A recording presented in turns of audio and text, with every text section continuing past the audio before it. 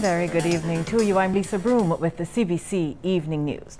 In our top story tonight, we hear that government will be cracking down on tax defaulters and seeking to boost its collection rates beyond the current 70% mark. It intends to do this through the Tax Administration Reform Program. The two-year $18.93 million initiative is being funded in part by a $15 million loan from the Latin American Development Bank, or CAF. Well, this morning, Finance Minister Chris Sinclair, accompanied by the bank's Director Representative Joel Bransky, signed the document. A portion of the money will be used to fund an integrated tax administration system for the Barbados Revenue Authority and support the consolidation of tax reform. There are five tax systems which the BRA currently operate. Most of them are popularly known to you in terms of the income tax, land tax, and so forth and so on. But unfortunately, there's currently no systematic collaboration and interface between those systems. This new system will address that particular issue and allow each of them to operate on a common platform. Well, the remaining portion, or $6.48 million will be used to boost customs at the island's air and seaports. In recent times, slow processing due to manual operations by the Customs and Excise departments at both ports has had a not so positive effect on the country's image and also on the business of trade and commerce in the country. And therefore, we have had to take a very serious look at the reform process in these issues. Of course, this has been compounded by the problems of detection of both dutiable items, but also contraband and illegal substances. Barbados can no longer depend on rainfall for its potable water supply. That's according to Minister of Water Resources, Dr. David Estwick. He made the revelation that the country is currently extracting 99% of the water found in its aquifers. Dr. Estwick, who was speaking during a news conference at the headquarters of the Barbados Water Authority, announced plans to build 2 more desalination plants to complement the one currently in operation. I think one is now with the Tongue Planning Department, and the other one is going through its hydrogeological works. As the Tongue Planning said, if we don't start to put these systems in place and abstracting 99+% of all the water in the aquifers based on rainfall, where are we going to get the water from? And as a result of that, that is a management plan that I'm asking the chairman and the general manager to stay on top and push with some haste. Dr. Estwick also revealed that a major redesign of the country's sewage system is in the works. He says this is in an effort to address several problem areas. According to Dr. Estwick, a key element of the project will be the rebuilding of the sewage system. They're all old, archaic, and failing. This is the reality. All concrete break up, simple as that. And all equipment fail. And sometimes you can imagine the level of development that would have happened on the South Coast since the 1990s when that South Coast sewage plant was built. So we are now facing infrastructure issues and future capacity issues. And one of the things I am going to thrust going forward is to modernize our wastewater and waste systems development, and that is the reason why we moved to set up a wastewater division. Dr. Estwick's comments preceded a tour of the Bowmanston and Bridgetown sewage treatment plants with officials from the United Arab Emirates. This follows an announcement that the Barbados Water Authority had successfully secured a $3.5 million renewable energy grant from the UAE. The minister also announced changes to how the BWA will discard effluent matter going forward. Moving to treat water and sending it out in the ocean for the fish. We're moving to treat our sewage and our septages effluents to tertiary standard and then introduce aquifer recharge. That is something that I am going to move aggressively with management and staff. No longer will we be sending 3 million gallons of water into the ocean that can be brought back online to supplement the water in our aquifers. In other news now, as construction work on the Constitution River Bus Terminal draws to an end, plans are already in the works to upgrade 2 other transport facilities. Word of this from Director of the Transport Authority, Alex Linton. Sharika Griffith has more. Commuters can expect some much-needed improvements to several terminals in the not-too-distant future. That's according to Director of the Transport Authority, Alex Linton. He says the focus will switch to these projects once work ends on the Constitution River Terminal. There are 2 other projects that are on the cards. We have Seaview Terminal, which the plans have already been drafted, crafted, and approved, I believe. Cabinet has already given its nod of approval. So that is the next project which we have to look at. And Fairchild Street, that is a project which is quite major. So I know that is something we're looking at. We're looking at doing some remedial works also in Spikestown. So you can look for that on the cards hopefully within the midterm. But concentration is on here first, and then we'll try to improve the other terminals as best as we can. Mr. Linton made the comments during a tour of the Constitution River Terminal with Transport Minister Michael Lashley. The minister says workers are trying to expedite the completion of the $3.5 million facility, which should be finished no later than February 2018. Minister Lashley says some vendors will likely be displaced when the terminal is fully operational, but his ministry will assist them wherever possible. When it comes to the movement of vendors, we will provide proper notice, there will be proper consultation, and there will be ample time for them to move. And of course, NPW will help them to move. Okay? But we are also looking to provide better facilities for the vendors out here, because they also provide the service too. And we want to keep them employed. But with this terminal now, we will have more, hopefully it will attract more passengers, and the vendors will have a bigger market too. So it's a win-win situation for everybody out here. The project, which is so far under budget, will provide a safe, sheltered environment for commuters and PSV operators, as well as improved stalls for vendors. Mr. Linton says the new terminal will also have several features not present in any other terminals.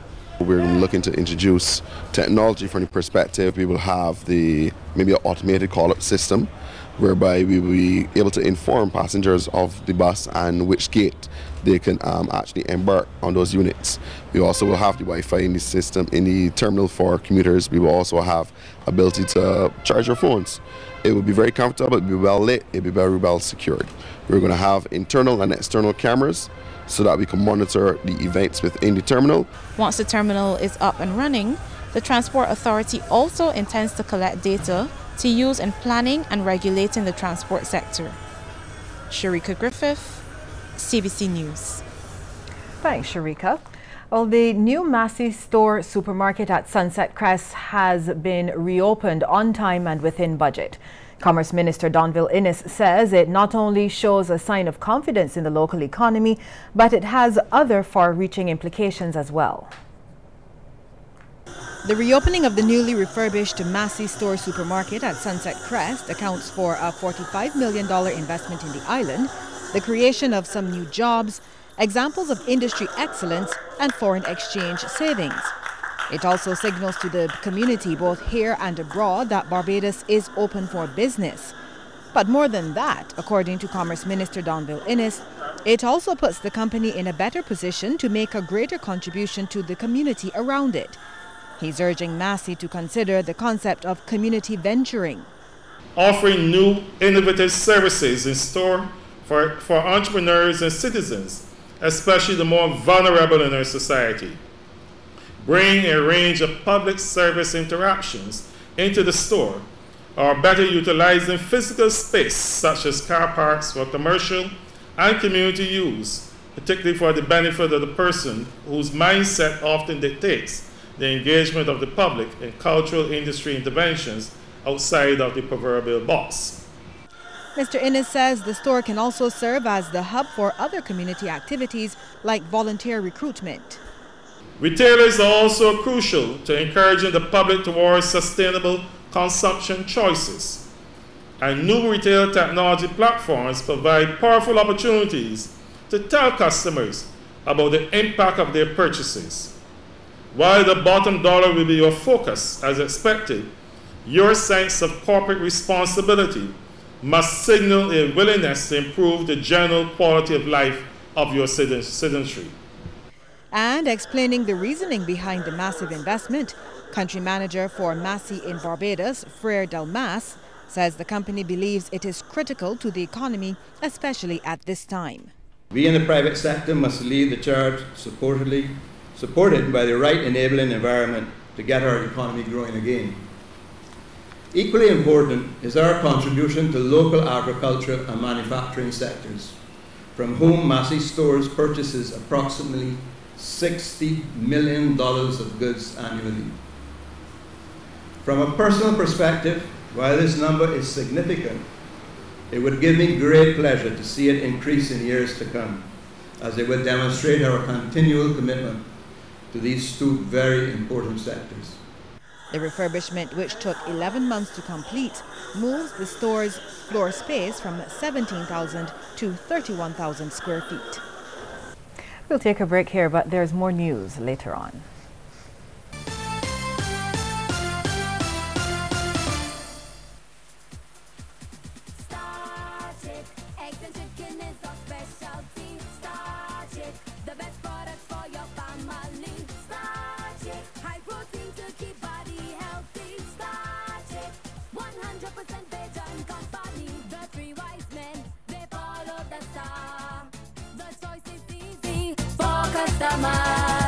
The biggest eggs, healthiest chips, excellent prices for your pocket. Star Chick.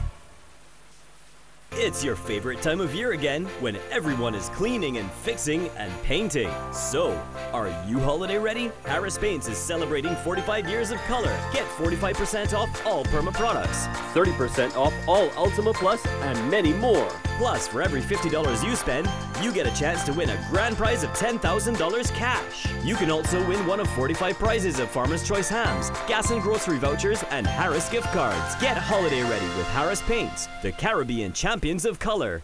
Indulge your every craving at this year's Barbados Food and Rum Festival, November 16th to 19th.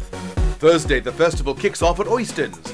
Friday, the Barbados Concord Experience, 8 chefs, 6 mixologists, and the energetic Spice & Company. Saturday, taste the spirits of polo featuring Chef Jason Howard. This would not be Barbados without a beach party. Sunday, enjoy an impressive lineup of Barbadian entertainers at the Hilton for Feet in the Sand. And the weekend would not be complete without the Gourmet Safari Dinner Series at the Cliff, the Crane and the Tides. Remember, November 16th to 19th. Get your tickets at TicketPal box offices today. God knows what he was doing when he put Independence Day on Thursday, because he don't plan to stand in this house. Me and the two grands going down Pirate School for Q-Fest. Them going in the kids zone with them jumping tents and them things so. And I going to line dance and have some fun playing games. Don't worry, I still able. I making sure we belly full cause all sort of food both there. And then going back home cause you see, I got to change and put on my good dress for the dance at Blue Moon. And the $10, can't forget the $10 to get in. Cute kids, cute in the community, and a cute dance. Cute good for me. The doctors are live and online. We have another caller. Concerned about chronic illnesses? Just ask. I was getting like a sharp pain, a soft cramp. Or the right medication and side effects for your ailment? Common drugs that treat glaucoma are beta blockers, and they also slow down the heart rate. Get advice on how to eat right. If you eat a lot of food like eggs, of course, got sulfur in it. Just ask. You have good bacteria that exist in your stomach. And one of the bad things is when you introduce antibiotics, it causes alteration in these bacteria. CBC presents Medical every first and third Friday at 9 p.m. on CBC TV 8 with Rosemary Allen. They are your lifeline. Brought to you with the compliments of Blue Cerna. Hunger Smart.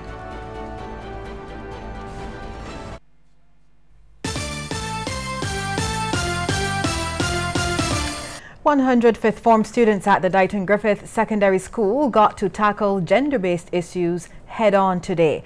And that was as the National Organization of Women put on a whole-day workshop entitled Now in the Schools. It's one of a series of programs the organization is unveiling in its 16 Days of Activism activities for 2017. Well, the programs target some worrying behavioral patterns exhibited by students with regards to violence and relationships between males and females.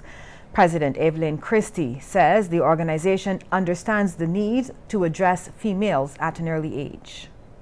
We recognize that our schoolgirls, our teenage girls, are one of the most targeted and preyed upon demographic in this land. And so we thought it necessary to ensure that they are well apprised of who they are, that they're empowered to become all that they can become.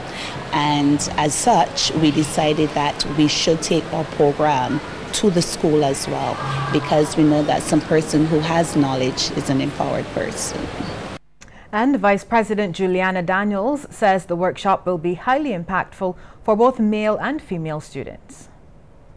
At Dighton Griffith School this morning, we want to be doing two sessions, a session called Domestic Violence and Sexual Assault, and this is done with our 5th year students. And also one of the things we want to look at is the impact of music on behavior, and that will be done by one of our musicians as well. So that's basically the breakdown for the morning session. The evening session, we're looking at gender, and we're dividing the groups into the males and females, and we're having 2 other presenters come in and work with those groups. We're looking at also conflict, the difference, how females respond to conflict and also how males respond to conflict. But then within that session, we want to find out from the teens, do you know what it really means to be a male? What is it to be a male? What is it to be a female? So that's the evening session. And Principal Anthony Allen praised the organization for the initiative. It comes at an opportune time when we're trying to build positive values within our students, as well as to give them knowledge, understanding and skills to deal with what we're seeing as some of the more contemporary challenges facing them as they grow up into young adults. So this is a perfect opportunity to do that, and at the same time broaden the level of outreach that we're having as a school. The head of the local Anglican Church is encouraging schools to maintain the rich religious traditions on which they were founded. This advice from Anglican Bishop of Barbados, the Most Reverend Dr. John Holder, during a 70th anniversary service for the St. Gabriel School. Remember the foundation upon which you were constructed and the context within which you have traveled for the past 70 years.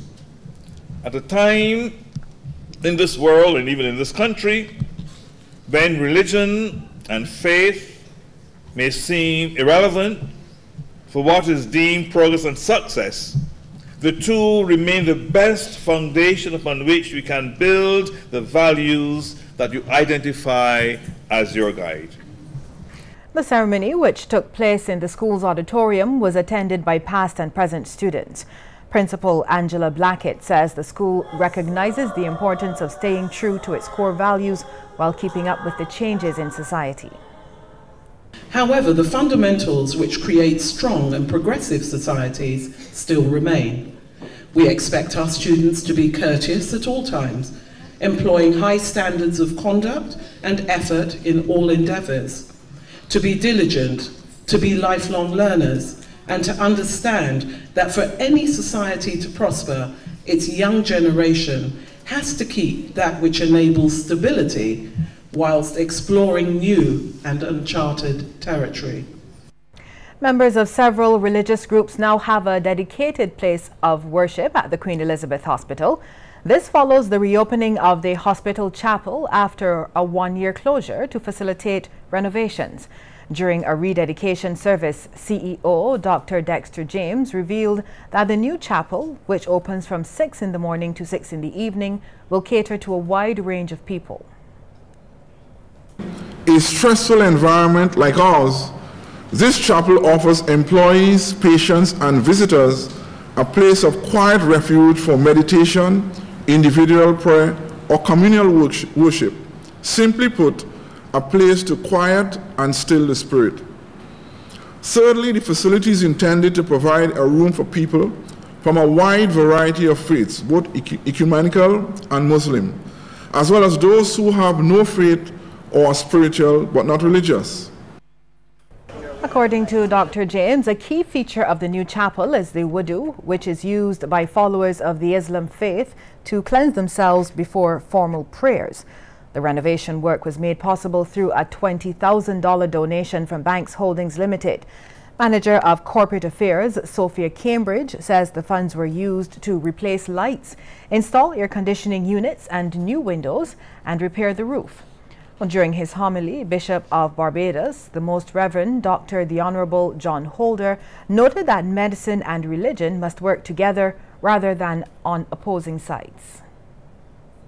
We must keep insisting, however, that we should not understand medicine and faith as two rivals, a point made earlier. They're not.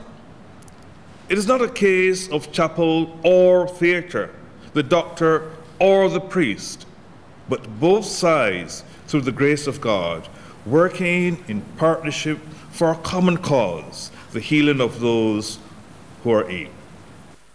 Well, still to come, a look at some of the stories making headlines across the region. It started with my love for making things.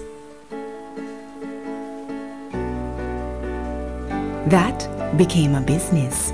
And when I wanted to expand, I chose a partner that could help me build on my vision. A partner that made growing my business easier with fewer steps. That's banking that starts with me. It starts with you. Scotiabank.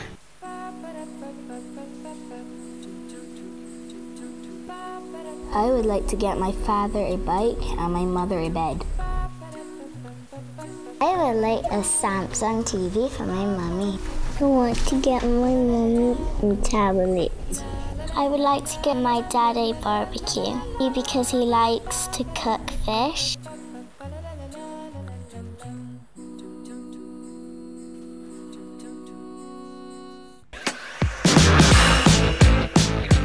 Upgrade to Digicell's Quick Pick Bundles. Save big on data. Get data and get unlimited WhatsApp messaging and Digicel Talk. Pick a 1-day bundle, a 7-day bundle, or for the best value, a 30-day bundle. Save money every single day. Pick the bundle that's right for you. Go to My Digicel app or dial *246 to buy a Quick Pick bundle today. Digicel. Help support the restoration efforts for the hundreds of thousands affected by catastrophic hurricanes. Donate to the Red Cross Hurricane Relief account at any branch of the following: CIBC First Caribbean, account number 10011633436.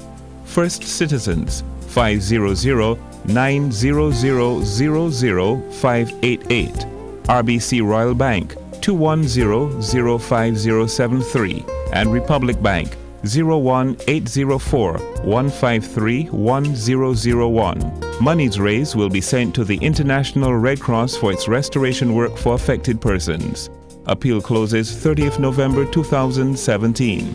Persons wishing to post checks should make these out to Red Cross Hurricane Relief Appeal Account and post to Barbados Red Cross Society, P.O. Box 300, Bridgetown, or hand deliver to the Red Cross Warrens Headquarters. The Barbados Red Cross and commercial banks, on behalf of the victims of catastrophic hurricanes, thank all persons and businesses for their contributions. Tick tock, tick tock.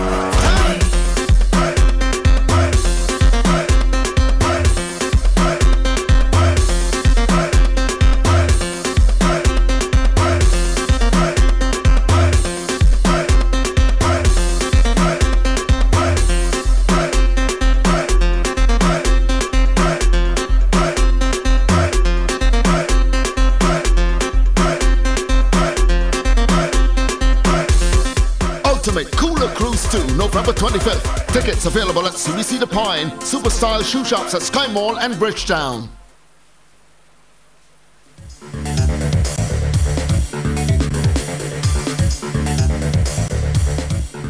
In Jamaica, Health Minister Dr. Christopher Tufton says the timeline for the completion of repairs to the Cornwall Regional Hospital might have to be pushed back due to what he describes as unexpected occurrences.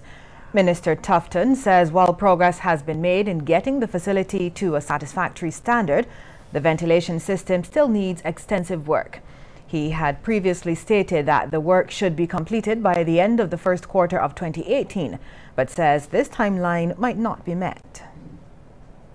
Some of the work that is being done as we speak have had to undergo review in terms of the actual designs and completion timelines because of unexpected occurrences that we have discovered during the renovation phase. I tell you, I mean, it's a lot easier to build out a greenfield site, a new facility, than to renovate an old site, because when you're renovating, you never know what you're going to find. In St. Vincent and the Grenadines, a 31-year-old Grenadian national was jailed for more than 5 years after he was found guilty of trafficking, attempting to export, and being in possession of more than 370 pounds of marijuana. Ronald Thomas appeared in the Serious Offences Court, where he was jailed for 16 months for possession of 373 pounds of marijuana with intent to supply to another on Monday. He was also sentenced to 20 months for attempting to export the marijuana and 28 months for trafficking the illegal drugs.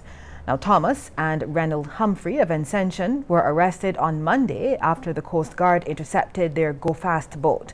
The men were arrested after they were seen throwing 9 nylon sacks and 2 plastic bags from the speedboat containing marijuana.